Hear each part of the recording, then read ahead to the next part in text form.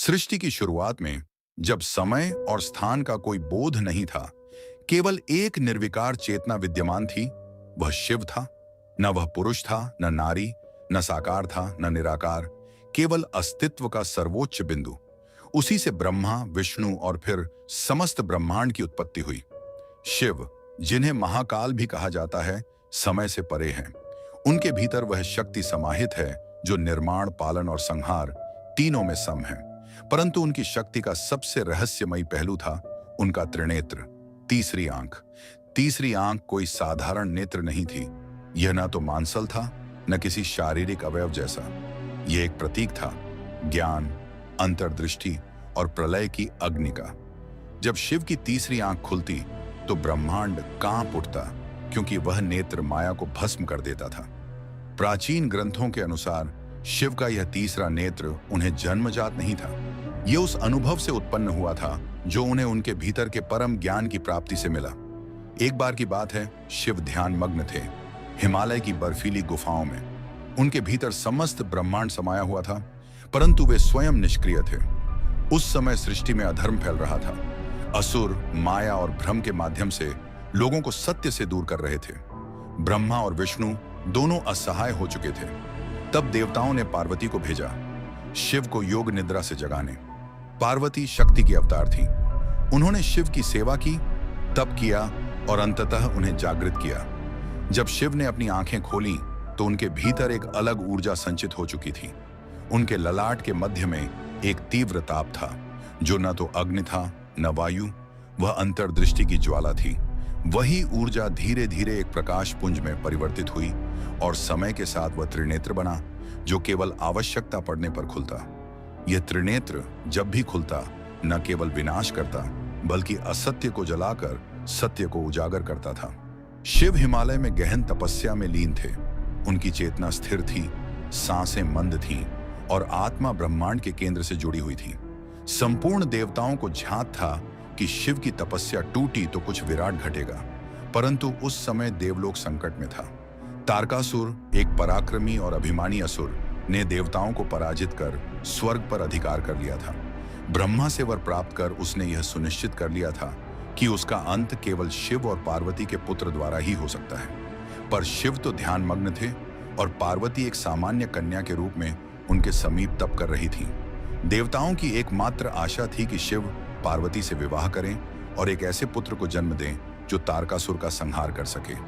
पर यह तभी संभव था जब शिव अपनी समाधि तोड़ते। इंद्र, देवताओं के राजा, ने कामदेव को बुलाया।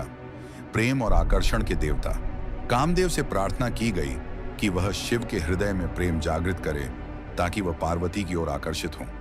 कामदेव समझ गए कि यह कार्य आसान नहीं था, परंतु देवताओं की रक्षा हेतु उन्होंने यह चुनौती स्वीकार की। वसंत ऋतु की सुषमा लेकर वे कैलाश की ओर बढ़े। समस्त प्रकृति में रंग भरते हुए, पुष्पों की वर्षा करते हुए वे शिव की गुफा के समीप पहुंचे। वहां पार्वती तपस्या में लीन थी। कामदेव ने अपने प्रेम बाण निकाले और शिव पर निशाना साधा। बाण वायु के माध्यम से शिव के हृदय तक पहुंचा और ठीक उसी क्षण शिव की तंद्रा टूटी। उनकी आंखें धीरे धीरे खुलीं। वातावरण अचानक शांत से तूफानी हो उठा। एक विचित्र कंपन फैला। ब्रह्मांड की गहराइयों से एक तेज प्रकाश उभरा। शिव का ललाट तपने लगा। कौन है जिसने मेरी तपस्या में विघ्न डाला? शिव का स्वर गूंजा। कामदेव ने स्वयं को प्रकट किया और हाथ जोड़कर कहा, प्रभु क्षमा करें, मैंने यह सब देवताओं की रक्षा के लिए किया है। पर शिव का क्रोध अत्यंत तीव्र था। उनका मस्तक लाल हो गया। ललाट पर उभरा वह ऊर्जा केंद्र अब स्थिर नहीं रह पाया और तभी तीसरी आंख पहली बार खुली। उस आंख से अग्नि की ज्वाला निकली, ऐसी ज्वाला जो भौतिक नहीं थी। वह चेतना की ज्वाला थी, सत्य की लौ थी जो हर भ्रम को भस्म कर देती थी। क्षण भर में कामदेव भस्म हो गए। वातावरण स्तब्ध हो गया। पार्वती कांप उठी। देवता भयभीत हो गए। पर उस अग्नि के साथ साथ एक नया अध्याय भी जन्मा। शिव ने पहली बार अनुभव किया कि उनके भीतर केवल वैराग्य नहीं, सृष्टि का संतुलन भी है। यही त्रिनेत्र जो क्रोध में खुला था, अब भविष्य में ज्ञान और करुणा का प्रतीक भी बनेगा। कामदेव के भस्म हो जाने के बाद संपूर्ण देवताओं में भय और शोक की लहर दौड़ गई। आर्षि मुनि, गंधर्व, अप्सराएं सभी मौन थे। वसंत की मुस्कान सर्द हो गई थी। पृथ्वी की धड़कन धीमी लगने लगी थी। लेकिन उस विनाश में छुपा था एक गहरा अर्थ। शिव ने अपनी तीसरी आंख से काम को नहीं, मोह को भस्म किया था। यह संदेश केवल देवताओं के लिए नहीं, समस्त जीवों के लिए था कि सत्य की राह में आकर्षण बाधा है और जब तक माया नष्ट नहीं होगी, आत्मज्ञान संभव नहीं।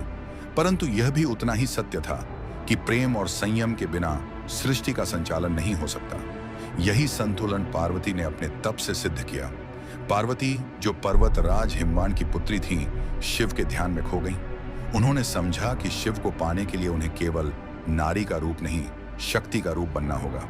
उन्होंने कठोर तप किया, वर्षों तक केवल वायु पर जीवित रहीं, अग्नि की तपिश में बैठी, बर्फ के नीचे ध्यान किया। उनका शरीर क्षीण हुआ पर आत्मा दृढ़ हुई। शिव सब देख रहे थे। वे हर उस क्षण को अनुभव कर रहे थे जब पार्वती अपने अस्तित्व से ऊपर उठ रही थी। उनके त्रिनेत्र की अग्नि अब शांत हो चुकी थी, परंतु उसमें अब एक नवीन कंपन था, सृजन का कंपन। एक दिन शिव ने स्वयं रूप बदला। एक वृद्ध ब्राह्मण का वेश धारण कर पार्वती के समीप पहुंचे। क्या तुम उस तपस्वी से विवाह करना चाहती हो? ब्राह्मण ने पूछा। जो शव पर ध्यान करता है, जो दुनिया से विरक्त है, जिसका कोई घर नहीं। पार्वती ने मुस्कुराते हुए उत्तर दिया, मैं उनसे नहीं जुड़ना चाहती जो संसार में लिप्त है। मैं उस चेतना से जुड़ना चाहती हूं जो संसार के परे है। शिव शरीर नहीं, वह सत्य है और मैं उस सत्य की अर्धांगिनी बनना चाहती हूं। वृद्ध मुस्कुराया और वह क्षण भर में अपने दिव्य रूप में प्रकट हुआ। शिव स्वयं थे। शिव ने स्वीकार किया। पार्वती अब केवल कन्या नहीं, शक्ति बन चुकी थी और तभी उनके त्रिनेत्र में एक प्रकाश की रेखा दिखाई दी।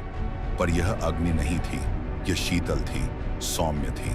त्रिनेत्र ने यह प्रमाणित किया कि वह केवल संहार नहीं करता, वह चेतना को उजागर भी करता है, प्रेम को दिव्यता में बदलता है।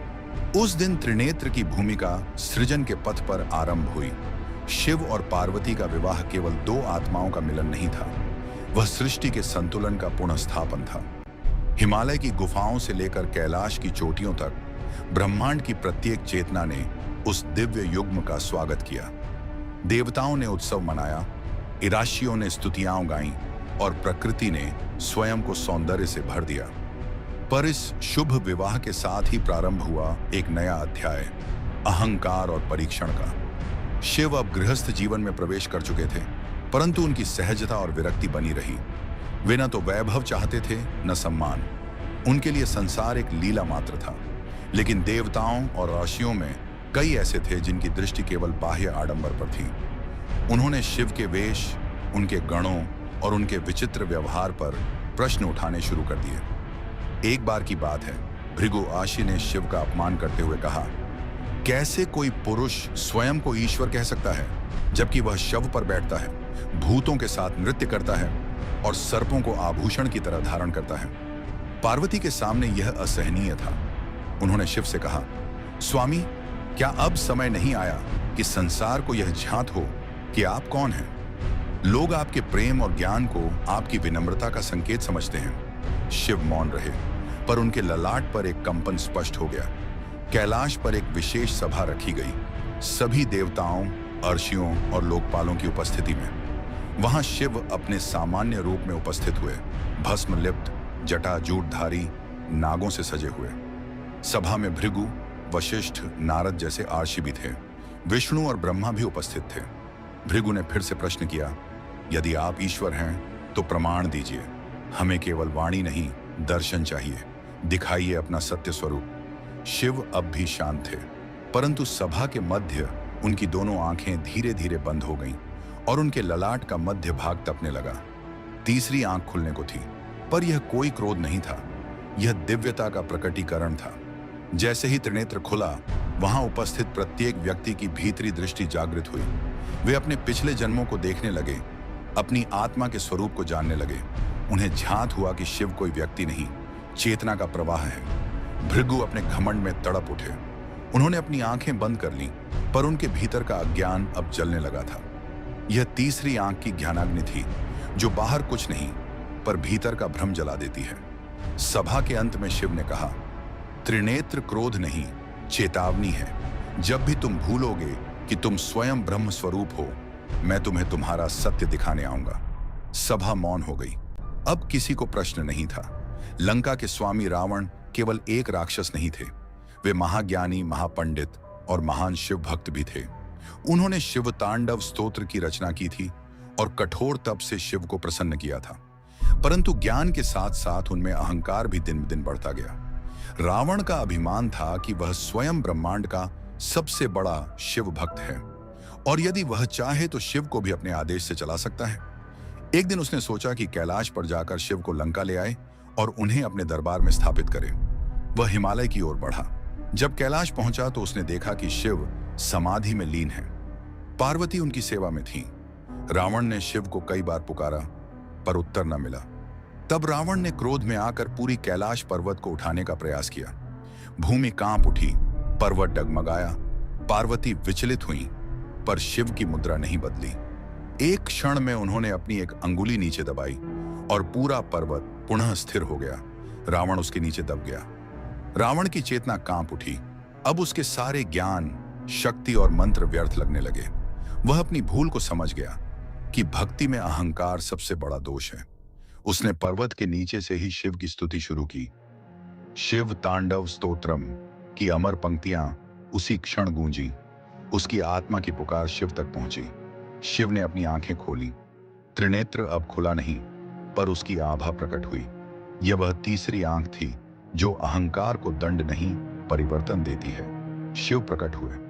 उन्होंने रावण को देखा और कहा, तेरा ज्ञान महान है परंतु जब तक उसमें नम्रता नहीं वह केवल ज्वाला है। भक्ति वही पूर्ण है जहां भेद मिटता है।